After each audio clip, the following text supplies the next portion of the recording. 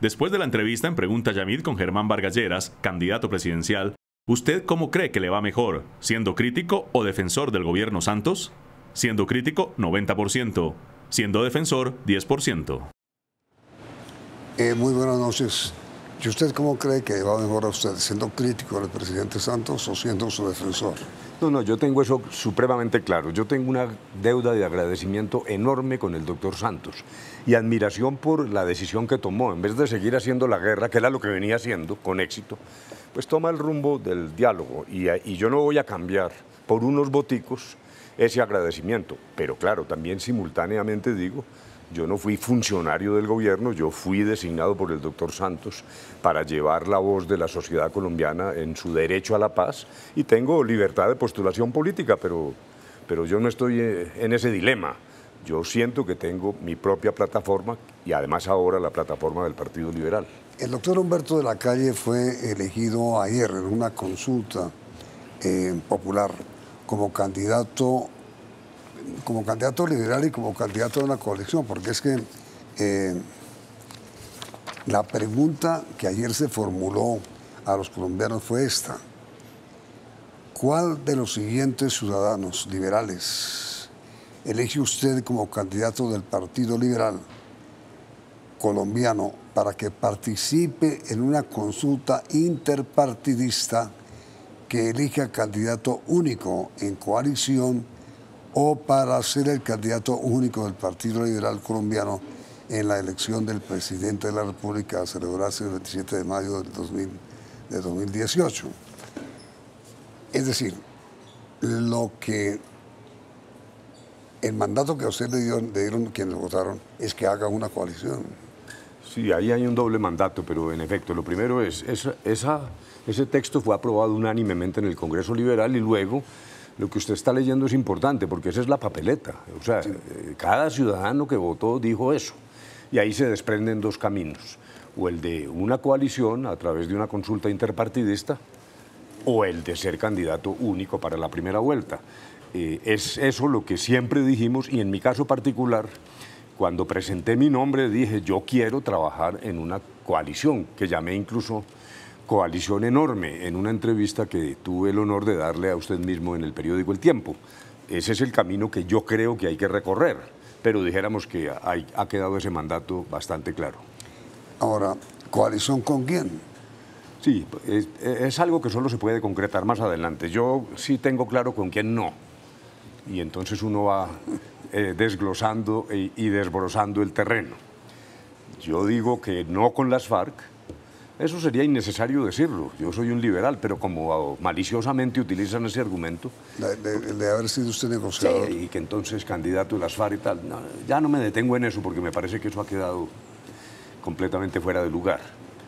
Yo tengo una visión de Colombia que es la que corresponde a la visión del Partido Liberal, que fue la que se aprobó en el manifiesto y es distinta a la visión que tiene el doctor Uribe y el Centro Democrático y es distinta a la visión que tiene el doctor Vargas Lleras y Cambio Radical. Eso lo digo con todo respeto, o sea, uno en estas artes de la política tiene que decir la verdad y no tener falsas hipocresías, sin groserías, sin insultos, pero la visión que yo tengo es preservar el proceso de paz, consolidar una paz que para que sea firme tiene que continuar por un camino no solo de transformación y cambio, con énfasis en la lucha contra la inequidad.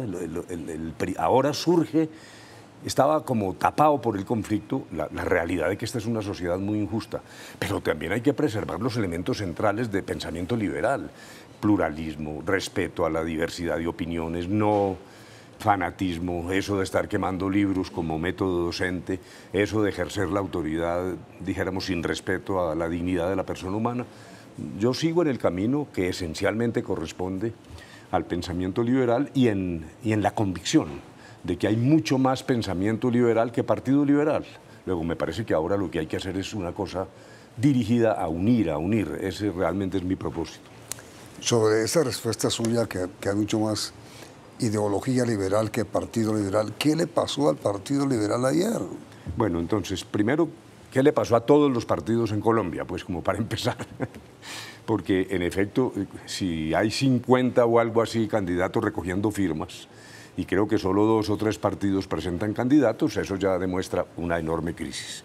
En segundo lugar, en algún momento de ruptura del Partido Liberal emigraron muchos militantes al centro democrático, al partido de la U, o sea, allá hubo, dijéramos, y a Cambio Radical.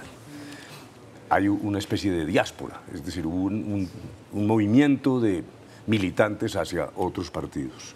Pero en general también hay que reconocer que los partidos, todos, han cometido errores, se han equivocado, hay una gran indignación nacional, hay temas de corrupción, y eso ha desgastado todo el sistema, de manera que es extraordinariamente preocupante. Mi decisión de ir por el Partido Liberal tiene también como propósito tratar de mejorar su comportamiento, de buscar más claridad ideológica, y deberíamos hacerlo con todos los partidos. Por desacreditados que estén, una democracia sin partidos, pues difícilmente funciona. Por ejemplo, ahora estos candidatos que recogen firmas, ¿quién nos va a responder por los programas? Una cosa suelta de unos ciudadanos que aparecen y desaparecen.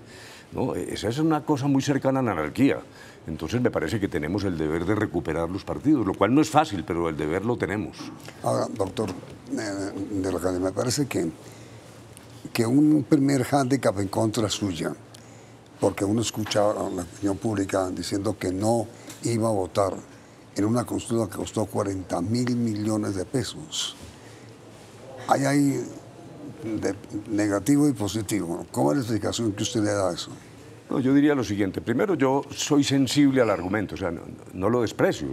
No, pues mire el resultado, 2%. Sí, pero lo dije incluso desde antes, y en el tema de los costos, hay personas que les ha molestado, y espontáneamente les ha molestado. No a todas, porque también veo que alrededor de esto se ha ido generando una oleada con el ánimo de deslegitimar también el resultado. Pero a ver, yo lo que le propongo al país es que hagamos una reflexión. Yo tomo esto con tranquilidad, esto no es ni para molestar a nadie. Íbamos o vamos en el camino desde el año 91 de una mayor participación, y además siempre se dijo que era necesario que los partidos tomaran el camino de la democratización interna. Por ejemplo, a raíz de las listas cerradas, siempre dicen listas cerradas, pero con mecanismos democráticos. El mecanismo democrático por excelencia pues es la consulta de los ciudadanos, y esa consulta es legal, es constitucional, la fecha la fijó el Consejo Electoral, y ahí aparecieron 3 partidos que, dijéramos, pidieron pista. 2 de ellos desistieron. Bueno, cada quien hace lo que le parece. El Partido Liberal, de alguna manera, uno puede dar una lectura distinta, y es que se dio la pela de preguntarle a los ciudadanos. Con una participación baja, pero también tengamos en cuenta lo siguiente. Primero... No, perdón, antes de ese siguiente punto que usted va a tocar, doctor de la Calle, supongo, es que el tema de los 40.000 millones, es que la consulta fue aprobada por el Consejo Nacional Electoral porque la solicitaron Centro Democrático, es decir, el uribismo, el Partido Conservador y el Partido Liberal. Es correcto, sí. Los 2 primeros de pronto dijeron que no. Desistieron, sí. Entonces quedó como si usted... Quedamos solos, como si fuera una cosa para uno. Como si usted era sido el que gastó 40.000 millones. Sí. Bueno, eso es lo primero. Pero, en efecto, antes de pasar al otro tema de la participación, tengamos cuidado con el tema del dinero, como pretermitiendo u olvidando que el ejercicio democrático tiene unos costos. Si uno quisiera extremar esto, lo que le voy a decir es una caricatura.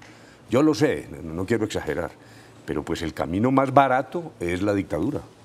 Luego, ojo con eso, porque si uno empieza a deslegitimar el ejercicio democrático por su costo, podemos terminar afectando algo que es esencial a la democracia.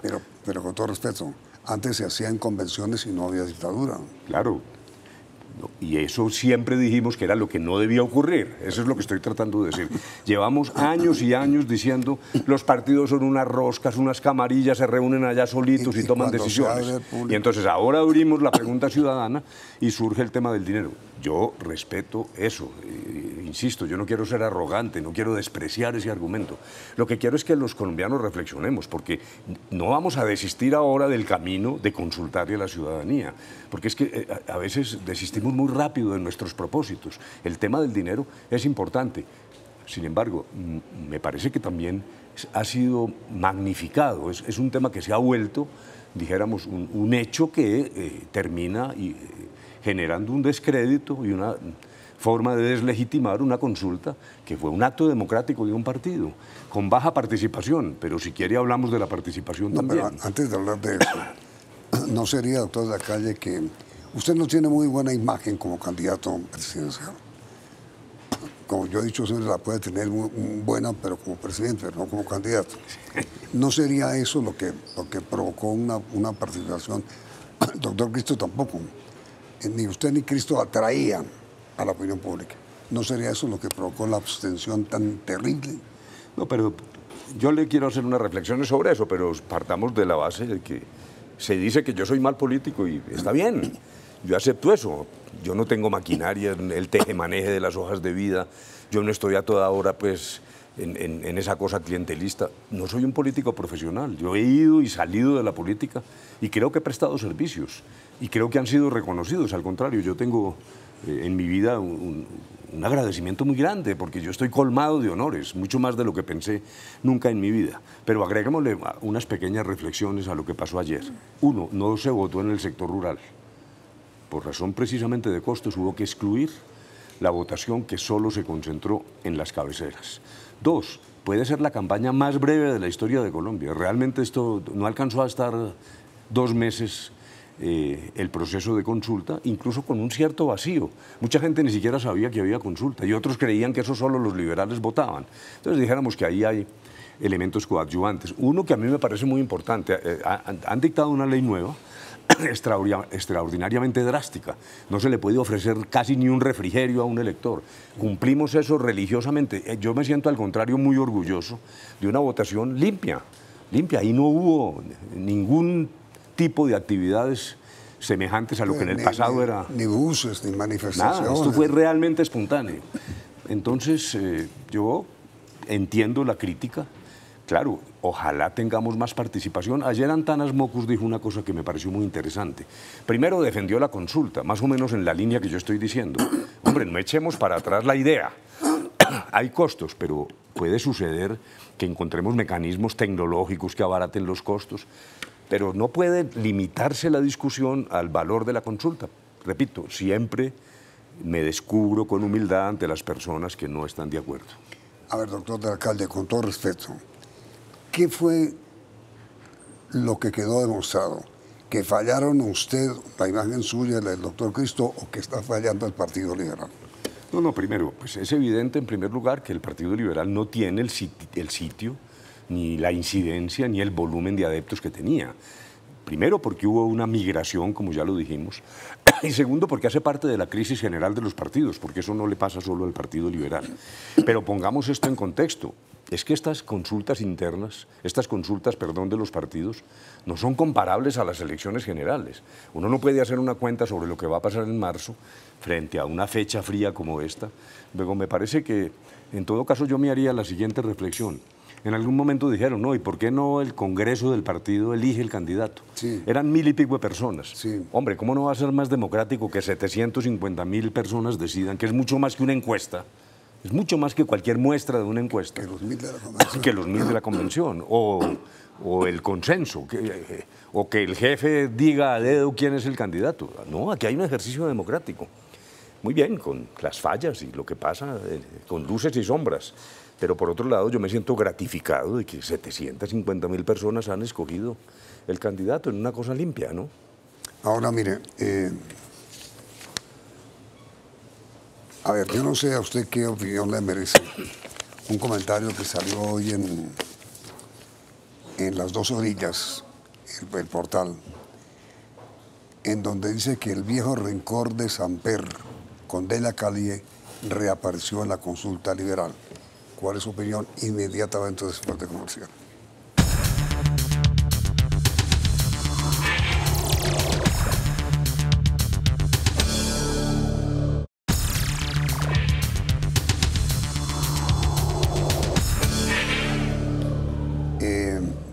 ¿Cuál es su opinión sobre la teoría que expone en el portal Las Dos Orillas sobre Samper? Pues yo no lo leo así, yo no lo sentí así. No. Yo no sentí ninguna interferencia. Y por otro lado, me parece que la aspiración del doctor Cristo es legítima. Él hizo un excelente ministerio, es una persona destacada, los colombianos escogieron. hicimos una campaña absolutamente limpia, sin insultos, cosa que es incluso muy interesante. Por ahí leí un columnista que decía, no, qué campaña tan insulsa. Mejor dicho, es que estamos como adictos a la violencia verbal, entonces si no hay insultos les parece insulsa. Hombre, no, es un cambio de opiniones, pero muy bien. Pero en cuanto a esa pregunta, yo nunca sentí que hubiese, dijéramos, un deseo de entorpecer mi campaña. Pero, digamos, no se podría decir que en el fondo fue no enfrentamiento, sino una lucha por la hegemonía o por la preponderancia sobre el Partido Liberal de los expresidentes Samper y Gaviria, en el sentido de que Samper estaba con Cristo y Gaviria con usted. No, insisto en no tener yo esa lectura, entre otras cosas porque el Congreso Liberal eligió al doctor Gaviria en forma unánime. Eso realmente nunca estuvo en discusión en serio. Pequeñas voces, pero francamente ese fue un consenso universal. Ahora, usted no me ha respondido todavía claramente con quién. Es claro que necesitan una coalición, usted, es claro. El Partido Liberal. Sí. ¿Con quién? No me ha dicho con quién. No, porque es imposible decirlo ahora. Ya le dije con quién no. Entonces, sí, en lo que queda, ¿cuáles son las características que yo considero que son como esenciales para configurar una coalición de esa naturaleza? Primero, yo sí estoy convencido, lo dice el manifiesto liberal, aprobado unánimemente, pues que hay que proteger el fin del conflicto y la construcción de una paz firme. Eso es connatural a lo que ha venido haciendo el Partido Liberal desde el principio de las conversaciones en La Habana.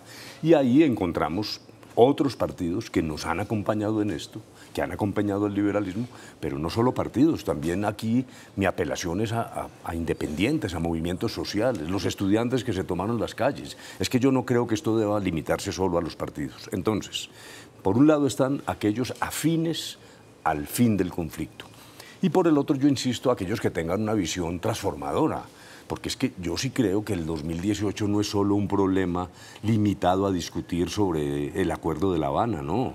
Ahí hay una disyuntiva mucho más grande. Yo quiero insistir, aquí hay un camino que arranca desde la paz, pero que lo que significa es respeto a las ideas ajenas, pluralismo, por decirlo de alguna manera, la esencia liberal de la Constitución del 91, la Carta de Derechos, las libertades civiles, porque sí están en riesgo.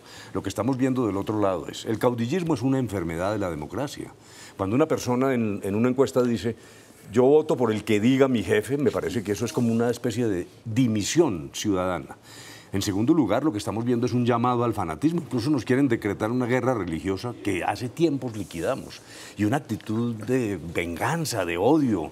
Yo sí creo que eso no le conviene a Colombia. Entonces ahí hay una disyuntiva.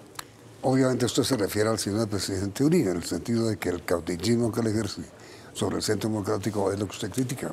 Claro, yo insisto en que tengo una visión de la sociedad colombiana distinta a la del doctor Uribe y distinta a la del doctor Vargas Lleras. El Centro Democrático es una fuerza, ellos mismos lo reconocen, conservadora, que se niega a la transformación, que quiere mantener un inmovilismo, que por ejemplo en el tema rural siempre se opuso durante las conversaciones de La Habana, que en este tema de la paz pues lo que quiere es o volver trizas el acuerdo, pero si quieren no exageramos, pues esa frase no me la inventé yo, pero bueno, digamos que cambiar los elementos esenciales, el funcionamiento de la jurisdicción especial. Yo creo que ese acuerdo compromete al Estado, que está empeñada la palabra del Estado, que no debemos dar marcha atrás, que ese es un riesgo para Colombia. Ahí hay una disyuntiva importante, ¿no? Es que usted decía hace un momento, doctor de la Calle, que había que sacar un poco la propuesta del próximo candidato presidencial del tema de la paz. Pero parecería que no. Dese cuenta hoy del enredo en que andamos con el fallo de la Corte Constitucional. Sí, claro. No, lo que yo quiero decir es, hay un acuerdo con una discusión que en parte ha sido malintencionada y en parte se ha basado en mentiras. ¿Qué es lo malintencionado? No, la discusión, los ataques al Pero acuerdo. No el fallo de la Corte. No, estoy diciendo, hay un sector de Colombia. Yo distingo dos tipos de oposiciones. La oposición de buena fe, de personas que odian a las FARC, que les molesta, que no quieren que se haga ninguna concesión, y eso yo lo entiendo, porque es que a La Habana no fuimos a aplaudir a las FARC, pero también encuentro una posición extraordinariamente radical que quiere regresar, que quiere destruir elementos centrales de la jurisdicción, en fin, y que ha usado la mentira, porque eso, dijéramos, es una evidencia, eso ya no se discute. Entonces, frente a eso, me parece que, en efecto, ese es un tema que es palpitante, entre otras cosas porque en la medida en que haya quienes hayan sostenido que el 2018 es la oportunidad de dar marcha atrás, pues es obvio que ese va a ser un tema de discusión, pero no el único. Yo lo que creo es que no debiéramos estar girando alrededor de las FARC. Hombre, llevamos más de 50 años en que la agenda nacional gira alrededor de las FARC. Yo lo que creo es que debemos dar un paso. El paso es el de la paz. Y la paz se hace con transformación, con limpieza de la política, cambio, con política social profunda. Pero usted ya no me habla de la paz con la guerrilla, sino de la paz. No, de la paz para que sea firme, claro. Entre pobres y ricos. Exacto, es que debemos tener claros los conceptos. Siempre lo dijimos, una cosa es el fin del conflicto. El acuerdo con las FARC era para que depusieran las armas, ingresaran a la política y se sometieran a la justicia. Eso es distinto a la paz. Ahora es un tema de los colombianos, todos. Esto no es un tema de las FARC ni del gobierno. Y esto toma tiempo y vamos a estar una década. Pero para que la paz sea firme se tiene que nutrir de elementos que no son solo los fusiles. Y además al final, un eslabón final también es la reconciliación y la verdad. Con respecto a lo que usted acaba de decir, doctor de la Calle, parecería que, por lo que se vio en las elecciones de ayer, que el país no lo identifica a usted como el hombre que logró la paz y ponerle fin, pues con la orientación del presidente, por supuesto, a 52 años de guerra, sino el hombre que le hizo concesiones a las FARC. Ah, sí, claro, claro, eso siempre es algo que va a orbitar. Es que como la política se construye a veces de manera bastante paradójica, yo creo que mi gran fortaleza es que muchos colombianos, muchos, sí sienten que yo soy el hombre de la paz. Ayer me lo gritaban en las calles y, bueno, hasta un titular salió por ahí. Y otros, al contrario, lo que piensan es hubo un exceso de concesiones. O sea, mi fortaleza está ligada a aquello con lo que me van a atacar. Pero eso es natural en la política, eso no es la primera vez que ocurre. Yo tengo la convicción de lo que se hizo, tengo la certeza de que el camino que impulsamos en La Habana hay que cumplirlo y que eso es lo que le conviene a Colombia, pero que ese camino además no está rodeado, repito, solo de una discusión sobre un grupo guerrillero, sino que tiene una serie de ingredientes nuevos. Mire, el Banco Mundial hace 3 o 4 días dijo, esta es la sociedad más inequitativa de Latinoamérica. La nuestra. La nuestra, al lado de Haití. Eso lo sabíamos, pero ¿cuál es mi sensación? De que remover la guerra nos permite meterle toda la energía. Ese problema tenemos que resolverlo, eso es insoportable. Aquí hemos tenido algún éxito en la lucha contra la pobreza, pero es que el concepto es distinto. Inequidad quiere decir que la cancha en la que nacen los niños en Colombia es una cancha desigual. Unos nacen más adelante, otros tienen... La comparación del ingreso entre los más ricos y los pobres es dramática. Luego, yo creo que este sí es el momento de afrontar eso y yo hago parte de quienes creemos, y esa es parte de mi plataforma política, que ahora llegó el momento de tocar esos temas. Bueno, entonces hemos hablado, doctor de la Calle, sobre la altísima abstención de ayer, 92%, es casi inaudito, y hemos hablado sobre el fenómeno que ocurrió ayer y lo que está pasando con el Partido Liberal, lo que está pasando en general con los partidos. El Partido de la U no tiene candidato, el Partido Conservador no tiene candidato. Necesariamente el próximo presidente surgirá de una coalición, necesariamente. Necesariamente, de ambos lados. Sea quien fuera. Sí, sí, correcto. Y usted no es un hombre de derecha, usted no es un hombre de izquierda, usted es un hombre de centro-izquierda. ¿Con quién proyecta aliarse para llegar a la presidencia? Justamente eso es lo que estoy tratando de decirle, que hay un horizonte, hay unas personas. Nombres obvios, el señor Fajardo, la señora Claudia López, la señora Clara López.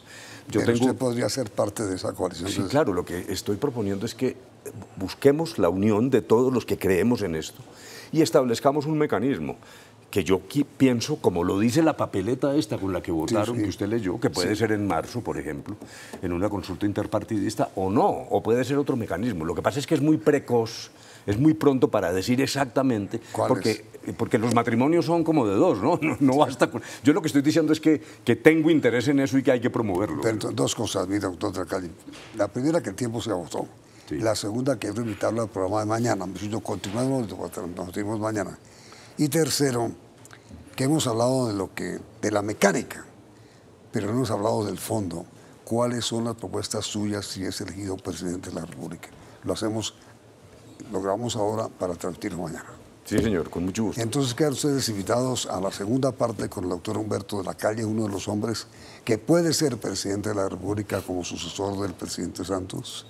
Y enseguida los invitamos a Caso Cerrado.